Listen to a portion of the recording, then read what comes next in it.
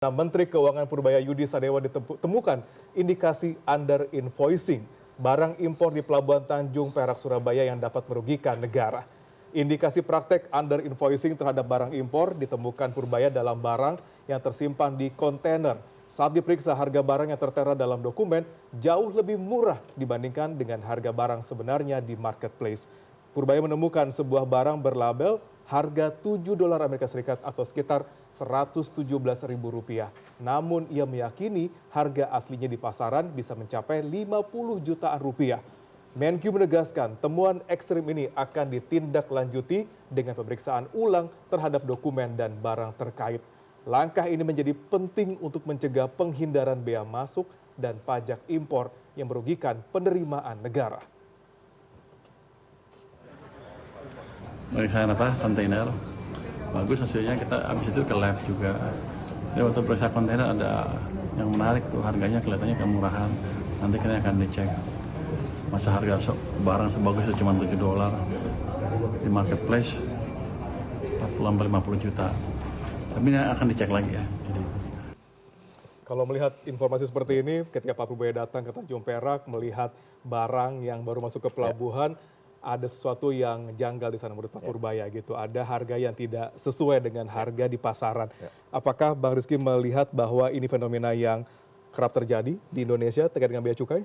Oke, pertama mungkin kita lihat dulu kondisinya belakangan ini di Kementerian Keuangan seperti apa. Bahwa Pak Purbaya ini adalah menteri yang baru dan memang beliau langsung memantau banyak hal ya. Dari awal kemudian memantau ke WUS kemarin dengan Danantara, lalu kemudian memantau bagaimana transfer ke daerah, bagaimana belanja di daerah, dan sekarang di bea cukai. Nah, sebetulnya kata kuncinya dari yang tadi itu adalah kalimat terakhir Pak Purbaya, kita cek dulu gitu. Jadi sebetulnya kalau selama prosedurnya tidak ada masalah dan ternyata setelah dicek itu pencatatannya tepat, saya rasa itu nggak jadi masalah gitu, karena kan memang akan ada prosedurnya.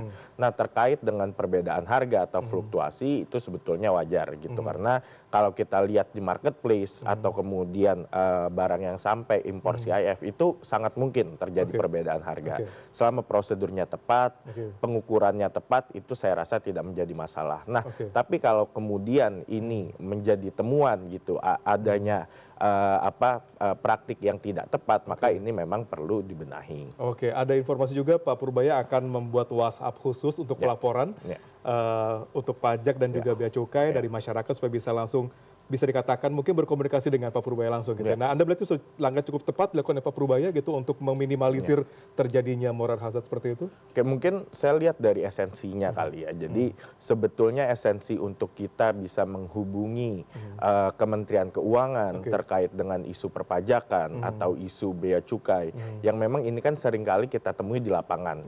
Contoh misalnya waktu orang pulang dari luar negeri gitu, tentu kan ada inspeksi dari bea cukai gitu. Kalau kemudian ada hal-hal yang ingin dikeluhkan atau ingin ditanyakan, ini sangat membantu gitu. Kalau ada yang bisa hotline yang kemudian bisa dihubungi dan bertindak sigap.